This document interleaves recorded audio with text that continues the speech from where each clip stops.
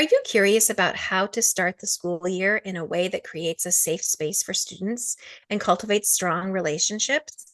Today's guest talks about being proactive and explicit with SEL strategies that build on what we as music educators are already doing in the classroom. Welcome to Pass the Baton, Empowering Students in Music Education. Here, we amplify the voices of music teachers around the world who are passing the baton and creating environments where the music students are empowered. Together, we can help students transform from passive consumers to vibrant creatives. Welcome back to the Pass the Baton podcast. I'm Kathryn Finch. And I'm Theresa Hoover, and we are excited to be here with you today. So today's guest was somebody that I've interacted with several times over the last few years, and we wanted to talk to her because of her expertise in SEL. So, Kathryn, what did you think about Elizabeth and all the good stuff? Yeah, I loved how she reminded me that as a music educator, there's so much in what we do that is like SEL is infused in that. And that if you're just explicit with what is happening so that they can kind of understand, the perspective of their self or this perspective of the social part of our learning, that, if you can be explicit with that, like that is a social emotional learning, embedded right in my music class with a musical purpose. So I'm not stopping to teach social emotional learning. It's infused in what I already do. Yes. I thought that was such an important point. It's not like I'm adding things, right? That's the last thing we need. We can't add more things to our plates, but it's the explicitness. And I think the fact that it really does apply to all of us as music educators is really, it was powerful. Yeah. So before we talk about, or we get to today's interview, we want to remind you that below the YouTube video, there are links to all the good things that we talked about today, but there's also show notes in the podcast places. So please make sure you view those. Yep. If you like today's interview, which we know you will, make sure that you think about subscribing to the Pass the Baton podcast, following, leaving us a rating or review. That kind of stuff always really helps. Just get new listeners and make sure that we get this message out to the most number of people. Yeah.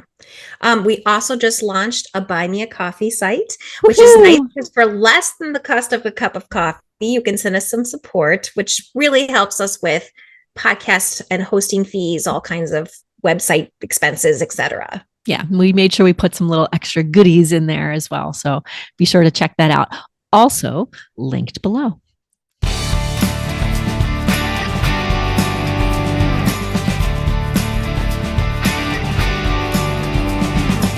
Okay, welcome back. We are excited to be joined today by Elizabeth Peterson, who's going to be talking to us about some fun stuff to get ready for the beginning of the school year. So, hi, Elizabeth. Thanks for being here.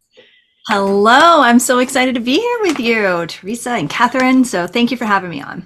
Of course. So before we dig in, can you introduce yourself? Tell us a little bit about your background and what you're up to in the world of education these days. Sure. So I'm heading into my 25th year of teaching. I'm living in New Hampshire and I teach in Massachusetts. Currently third grade teacher. And I spent about 7 years in my career teaching music ed to middle school. And that was a really fun little diversion in my career, but it really fit me at the time because I was, I had just come out of college, just had a little stint of a second grade teacher, and I was looking for a new position, and this music position was open. And I had a background in music, I had a degree in music, and so everything really fit together so nicely. And just ever since I was in college, really, I really loved the arts and music, and what all that background really allowed me to do was bring arts and the music into all the content that I was teaching. So if I was a music teacher, I was integrating dance in there. And if I was a, fourth grade teacher, I was integrating music in there. So music has just played such a huge role in my entire life. And it continues to do so with myself and my students now. So that's where I'm at. And one of my favorite things to do is, work with other teachers and help them with arts integration, music strategies that they can bring into their classroom, and especially with social emotional learning, which I'm sure we'll be talking about at some point. Oh, yeah. That's great. Well, we talk about building relationships all the time in this podcast because it's so important in our work with empowering students. And I know that it is with SEL. So to start with, if we just make sure we're all on the same page, what is SEL? Yeah, that's a good question, right? Yeah, so social and emotional learning, it seems to be a huge buzzword that kind of came out, about 7 or so years ago, I would say at this point, that really started infiltrating schools and districts because of the absolute needs that our students are having, and because our students, for at least a decade now, if you've been in education for any amount of time, you know that students are really, really struggling with their emotional and social capabilities, and how that plays into our classrooms is it causes a lot of struggle for students and teachers alike. And so what social and emotional learning really kind of boiled down to is, how do students conduct themselves? Are they in tune with their own emotions and how that affects them? And are they in tune with their social interactions with their peers, with their teachers, with the community around them? And, there is a lot of pushback. I will say this, there is a lot of pushback right now from different groups of people in terms of, schools shouldn't be teaching SEL. But here's my stance on that. And I truly believe that, teachers, since the beginning of time, it has been part of the teacher's responsibility and job to promote things like manners and politeness, and how do you work with others, and how do you do the best job you possibly can do. And that is a big piece. That is what social and emotional learning should be to us as educators. And so, I like to think of two main focuses when it comes to teachers really thinking about SEL, and that is, how do you get your students into your classroom? How do you transition them into your classroom? And how do you keep them focused and engaged on the content you're teaching? And so it really is, I believe that all teachers should be really focusing in on those two things, because that is how SEL pertains to us as educators. And we all need to have, a bunch of strategies in our repertoire in order to really help ourselves and our students alike.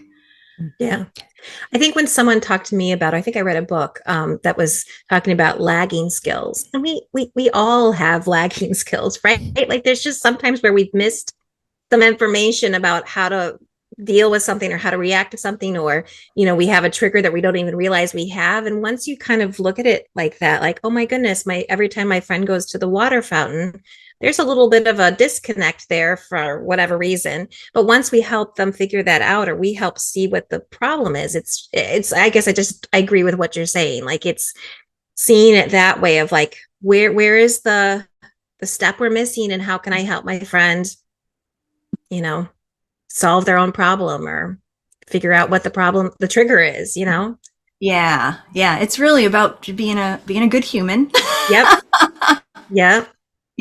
Yep. I love that. And if someone were to say, but I teach music, why does this matter to me as a music teacher? I have my thoughts on the subject, but what would you say to that? Like, and you want your students to come into your classroom, and you want them to learn the content that you're teaching in your music class, and you want them to thrive in your classroom. And so that's why you should care about this, so that you can try and prevent. There are a lot of proactive strategies that, I work with and I help teachers to understand.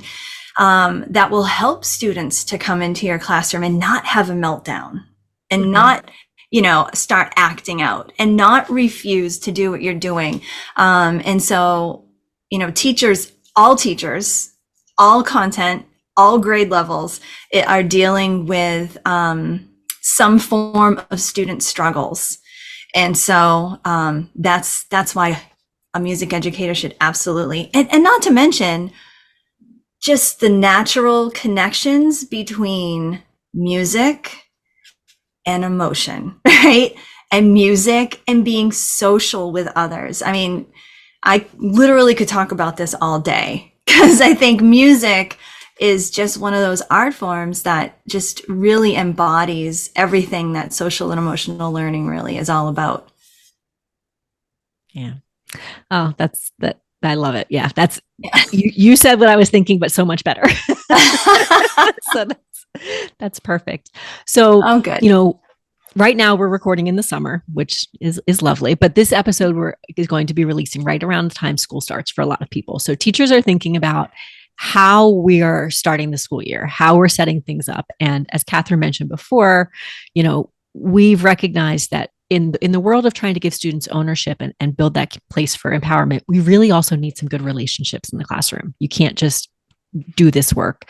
So we're thinking that SEL can probably help with that, right? And there's probably things that we can put in place at the beginning of the year that would help. So what are your thoughts? What can you share with us? Certainly. Yeah. So I work with a lot of different strategies that work with relationship skills. And it comes out of my SEL method, social, emotional, artistic learning. And I love sharing these couple of things with music educators because it will come just so naturally to them. So one great way that I think we can develop relationships in music classrooms is through percussion circles. And I've been using percussion and drumming circles for for many decades now. Oh my God. And with my students, with small groups, like little after school groups, and even with teachers who would come to live workshops. I think that drumming and percussion circles is just an amazing community builder. And it's underutilized because, and there's just so many benefits to it. First of all, it's like a visual and oral representation of a community, right? So you have all these individuals sitting in a circle. And when you put the instruments in their hands, you have all these individual sounds and voices that are coming together to make something beautiful, to make something unified. And there's just so many things that students can learn kind of in the background, but also explicitly when the teacher is able to really kind of talk to the students and tell them what it is that's happening, which is a really important thing to do. Inside SEL, we talk a lot about being proactive and being explicit. And really, we're at the point where we really need to help students to understand what it is that's actually happening when they're doing these experiences. So with a percussion circle, you have your voice, which you're able to showcase with your instrument. And there's like a nice way to, have some exploration time and kind of think, how does my instrument work and what sounds can it make and how can I use it? And, just playing around with that and kind of finding the voice of your instrument, which is a really important skill for students to understand as they're growing themselves. And then there's, I am part of this whole, and that is a huge lesson that there are not very many experiences that you can really illustrate that except in some kind of drumming or percussion circle. And also, when you have the leader who's playing that ostinato and kind of holding everybody together, there's also that's a really important lesson that I think students need to really kind of think about and understand, is that it's good to have that structure, and it's good to have freedom within that structure and be able to kind of use your voice and kind of embellish upon that, and but also stay rooted in that ostinato and inside of the physical circle. So there's really just so much, and I love, once you kind of establish like what to do in a drumming circle, to have students give them an opportunity to kind of go around and make eye contact with everybody as you're playing, or if they're too shy, to make eye contact with each of the instruments. You'll naturally have times when, kids just, someone plays something and it just makes people laugh. And it's like, oh, well, there was no joke, but there was. There was like this little musical joke and, an appropriate response. And there's just so much that can be done through a percussion circle. So that's one of my favorites. Yeah. That sounds really fun. I mean, and I can think of times that I've done that in my classroom where I can draw from what you're talking about, how kids, when they get it, when we become one, as a group of 18 or 20 or whatever. Mm-hmm. But I don't know that I've been explicit with it like that. So that's a cool way to kind of shift for a music educator. Like you're right. We do those things all the time, but now we could be really explicit with what's happening, And and just important. Even pointing that out and giving kids compliments on what's happening, and oh, when you laughed at that musical joke, that's not a problem. That's okay. It was funny, or whatever it might be. So you're right. The explicit teaching is huge. Mm-hmm. And the other idea is with listening, very basic, listening to music. Again, something that so many music educators already do, but can be used not just as like a personal experience, or, an active listening experience where you're talking about, music vocabulary and maybe analyzing the piece or whatever is age appropriate. But also utilizing it as a community building activity. And when you can play something, and it could be anything. It could be something that you have in your curriculum. It could be something that you you yourself enjoy and you want to share with your class. It could be something that's seasonal or holiday or whatever it might be. And have them have that opportunity to listen together, just sit and listen, share their interpretations, share how the piece made them feel.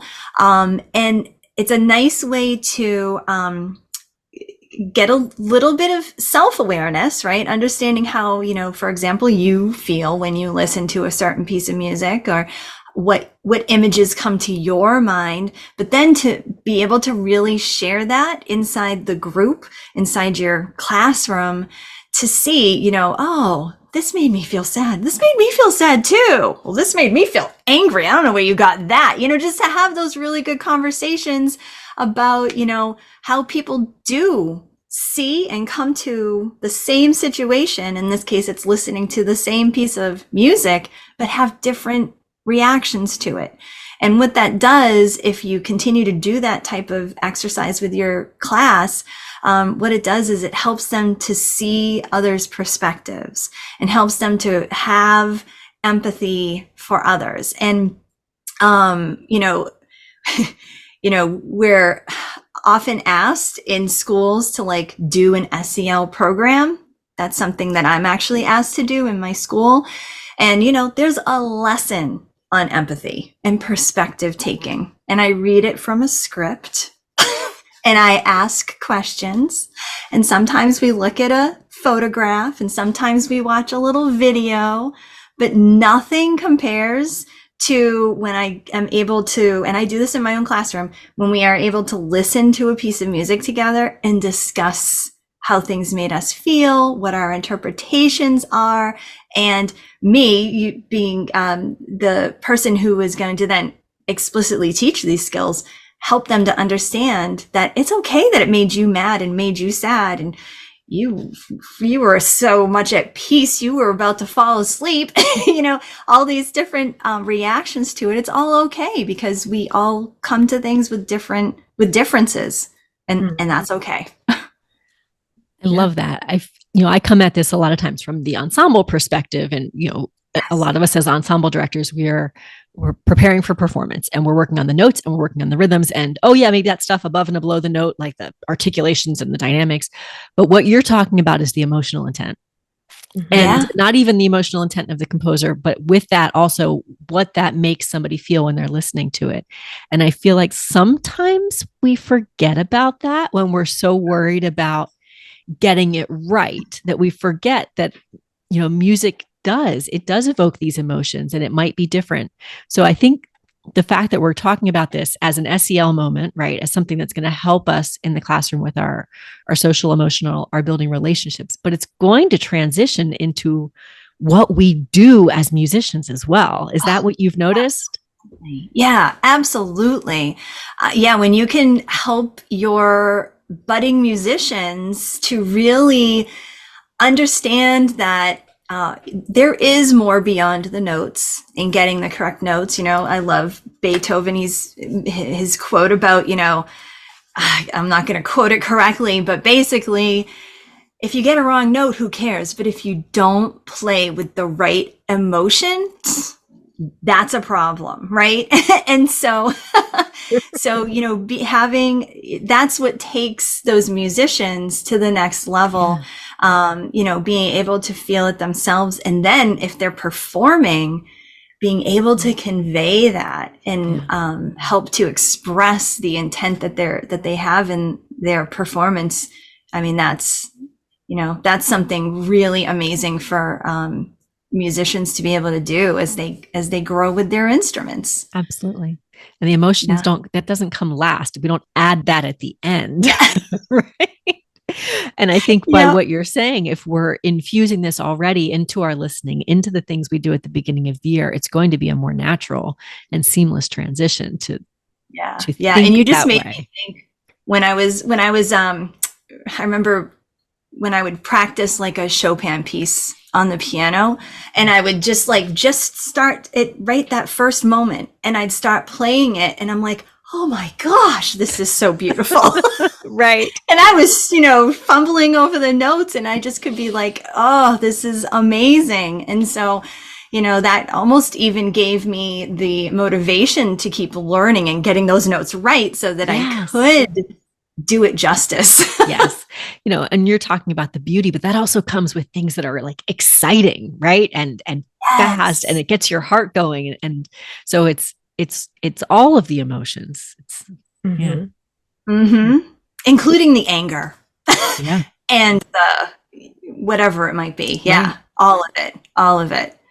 And how wonderful for for us as musicians to be able to channel those emotions. So there's also, like I said, we could talk about this all day, right? There's also that therapeutic piece to it where, you're able to use the music, whether you're playing it physically, or you're singing it, or you're playing and listening to it yourself, to actually utilize music as a way to work yourself through emotions, whatever those emotions are. They could be good or challenging. I feel like that's what I was thinking when you guys were talking about, again, just another place to be explicit about. You can, we're sitting here together and we're talking about the music and all. This is another thing, sometimes when I'm sad, or sometimes when I'm excited, or whatever it is, I use music to help myself through something, and just being explicit with that, because there's probably students who've never thought to do that. And I'm a music teacher. I do that because I love music, and I love expressing music myself through music, but not all kids know that, or have figured that out yet. Yeah. And that's an entire lesson inside of SEL, actually, with mood matching, and how you can, why we do that, just like you explained, and, how we can actually use that technique to actually help our students. Yeah. Great. Yeah.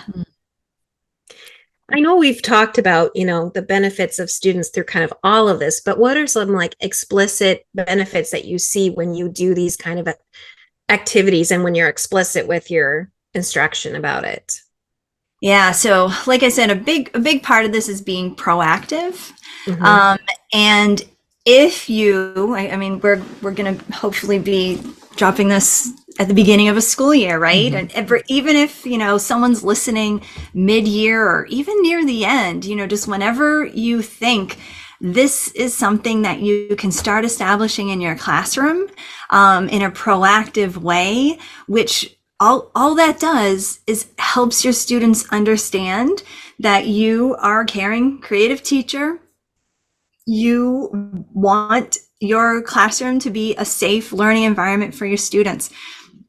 And when you do relationship building with this, or when you're being explicit and you're trying to help students understand what's going on and with themselves and with their interactions with others, it really boils down to the teacher as far as I'm concerned with SEL.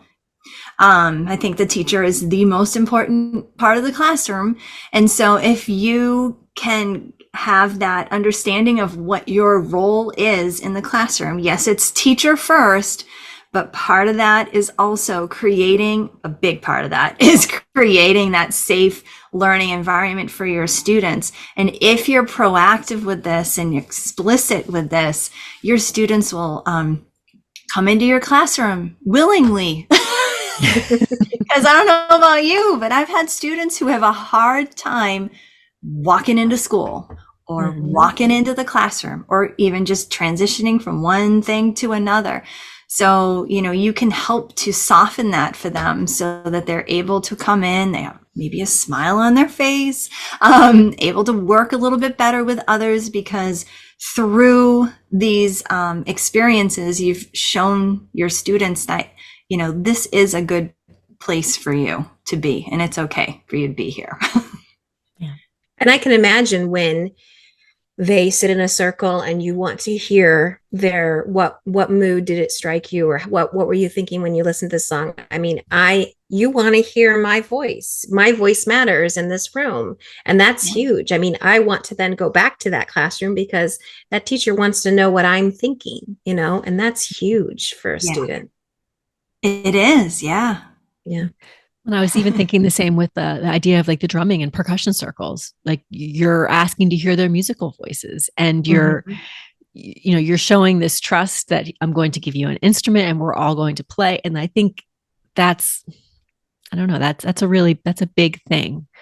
Yeah. And I can imagine a student who maybe isn't as comfortable sharing their words, maybe they would feel comfortable, sharing on an instrument. Or even you were talking about ostinatos, like that's such a safe way for students to get into sharing if they're not ready to make up their own thing or they're not ready to, be a leader, but just to be able to play and have that, it's just got to be such a great confidence booster for the student.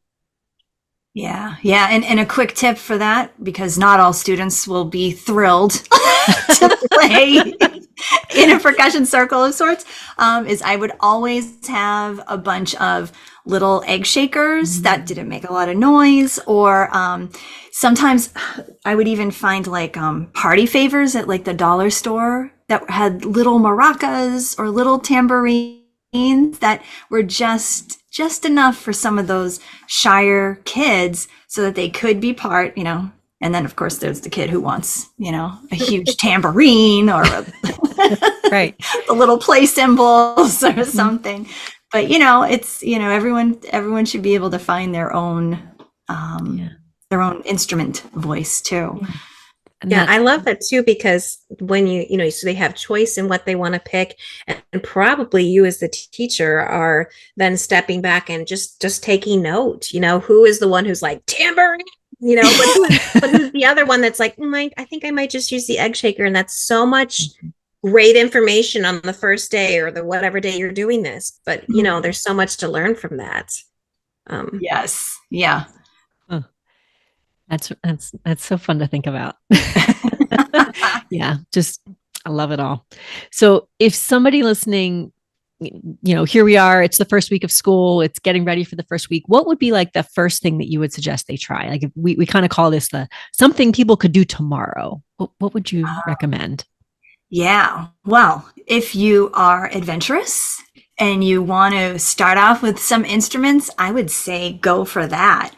And if you want something a little more tame, depending on, what grade level you have, what kind of students coming through, I would say start with, a piece of music and listen together and do that, and have, maybe paper available so students could illustrate what their interpretations are, or journal about their interpretations, or that type of thing. But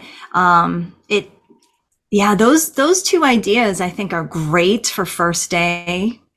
I even use them in my classroom, not necessarily percussion circle the first day, because I'm in an open concept school. It's a little tricky. But certainly the listening, because it really does help them to know that, you do care about what each one of them has to say about something. It's something, in my case, it's usually something a little bit different that they're not expecting in a classroom. But, with music, it just lends itself so smoothly and nicely. And when you can use a piece of music that you love, like maybe it's from your childhood, or maybe it's something that really moved you at one point or something like that. It's you able to give a little piece of yourself on that first week as well, which a lot of kids can appreciate. Yeah. I think one thing, do you ever use puppets in your room? And I know you're third grade now, so I don't know if they're too cool for puppets, but because there is an age, right, where puppets kind of lose their fun. Yeah. To some degree, but we have done we have like created shadow puppets. Oh yeah, for like a project, or we've done sock puppets for like conversations in music. There's one, for question and answer phrasing. You can have we did like conversations and waiting your turn and answering, and then the inflection in the voice and all that kind of thing. I feel like those are a great puppets. And again, like not everybody's a puppet person. And I definitely was not a puppet person until I realized the first couple of days of school for the really young ones, especially when like kindergarten comes, in the morning of the first day, that's all of that. They're very, like this is a new room and a new teacher. And the power of a puppet for the littles is really. And then once they've had puppets when they were in kindergarten first, then when they're in second, third, and even fourth, they're still asking to sing with, Melody, who only understands singing voices or whatever. But I have to say those puppets can be another way to kind of connect with kids. And a lot of kids are willing to sing to the puppet than to me, because it's this puppet that they love, even though they can all see me holding the puppet with my hands. It's just amazing that it's the magic of a puppet. But I'm so glad you brought that up. Yeah. There is something about it. Yeah. And even if they're holding it and it's not a puppet, but it's a stuffed animal, and the stuffed animal is saying hello or asking the question or singing it's for some kids like, oh, well, the puppet's saying it, so I can use my singing voice. The puppet's doing it.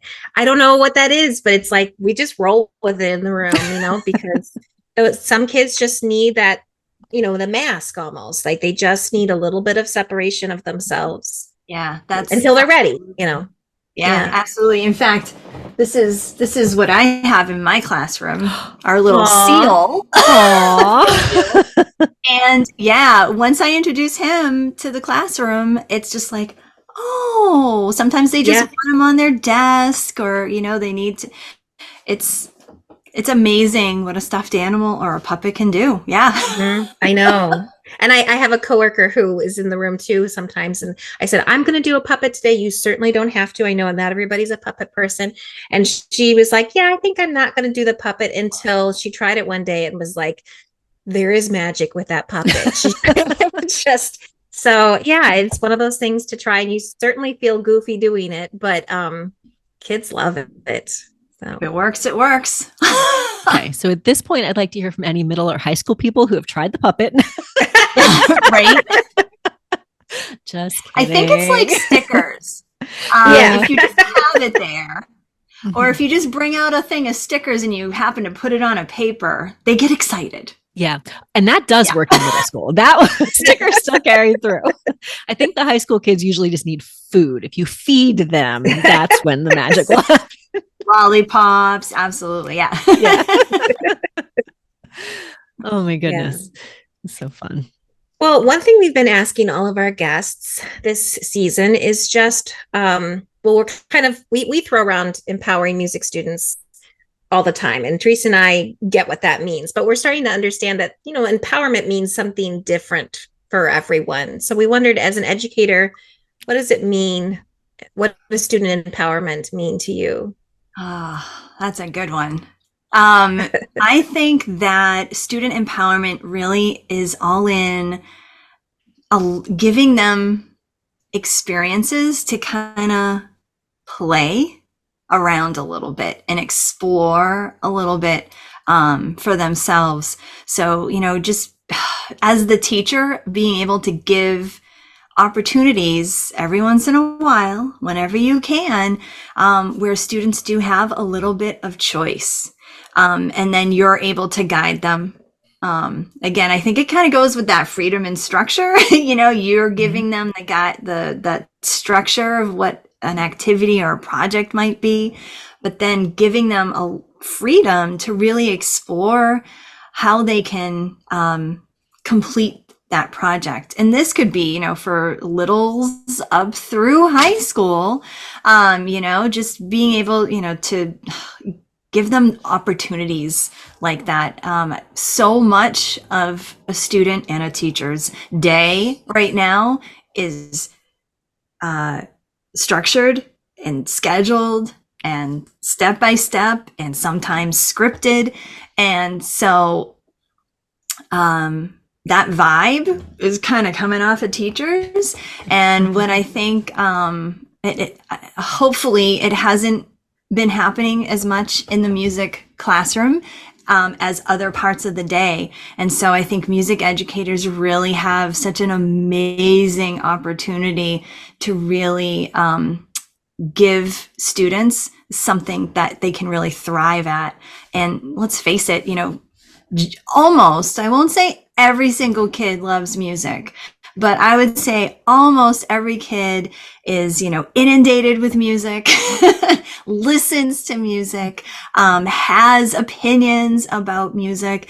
And so what a great opportunity music educators have to really kind of harness that and help them to develop their own musical skills for their own personal lives. Yeah. Yeah. It always gives me goosebumps thinking about it. I love it. Love it. All right. Well, this has been great. You've given us so many good things to think about for not only the beginning of the school year, but really throughout, right? This is stuff that we can think about all school year long. It's wonderful. So if people wanted to connect with you, learn more about your work, how could they do that? Awesome. Yeah. So if you search for The Inspired Classroom, I'm The Inspired Classroom on Facebook and Instagram and YouTube and a podcast. And you can also go to theinspiredclassroom.com where you'll find all of the stuff that you could possibly want as far as what we're talking about, and including SEL. There's also, I have a new free webinar that you can sign up for. If you go to theinspiredclassroom.com, things will pop up for you to sign up for that. And it's really all about how to bring these creative experiences into your classroom so that your students are ready to learn, because that's our number one goal right now, is making sure our students are ready to learn the content we're ready to teach. Absolutely. Because if they're not, we're just spinning our wheels. So Yeah.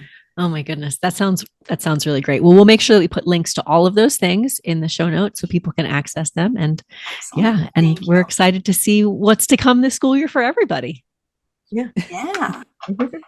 Awesome. Well, thank Excellent. you so much for being here, for taking the time. We really appreciate it. Thank you for having me. It was great talking with you. If you liked today's episode, you will love the PassTheBatonBook.com website, where you can find free resources, coaching services, and how to support Pass the Baton. Speaking of support, don't forget to subscribe and leave a review. Thanks again for listening.